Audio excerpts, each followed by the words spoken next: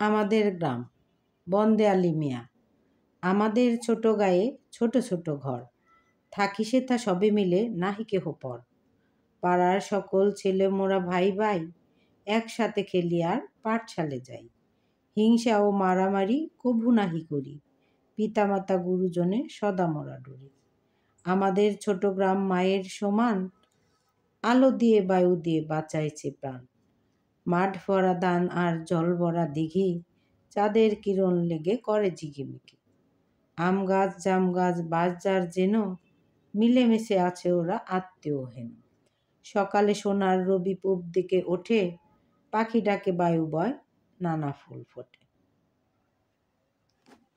কিন্তু এটা কেন? এই যে আমাদের গ্রাম, এখানে আমাদের গ্রামটা উপরে লিখবে, লিখে কবির নাম বন্দে আলী মিয়া। বানানগুলি কিন্তু তোমাদের খেয়াল করে দেখতে হবে, আলী দীর্ঘইকার দিয়ে লিখতে হবে। তারপরে যে গায়ের উপর চন্দ্রবিন্দু আছে গায়ে, তারপর এই গা অর্থ গ্রাম, তারপর দাড়ি আছে, কেহ পরের পর দাড়ি, তারপরে কিছু নেই, তারপরে আবার দাড়ি, তারপরে কমা, নাহি নাহি করি, করির পরে কি আছে কমা, তারপর ডরির পরে কি আছে দাড়ি। তারপর আমাদের ছোট গ্রাম মায়ের সমান কি আছে কমা, আলো দিয়ে বায়ু দিয়ে বাঁচাইছে প্রাণ দাড়ি। মাঠ ভরা ধান আর জল ভরা দিঘি কমা, চাঁদের কিরণ লেগে করে ঝিকিমিকি দাড়ি।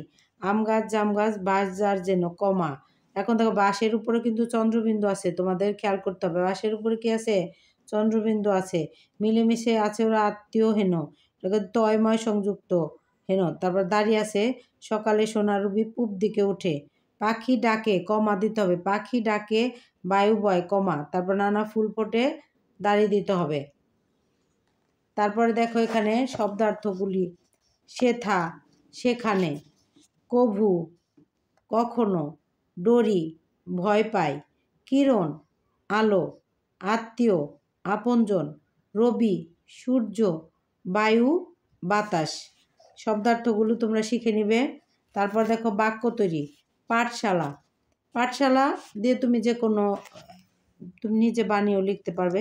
যেমন আমি পাঠশালায় যাই। গুরুজন, আমরা গুরুজনদের সম্মান করব।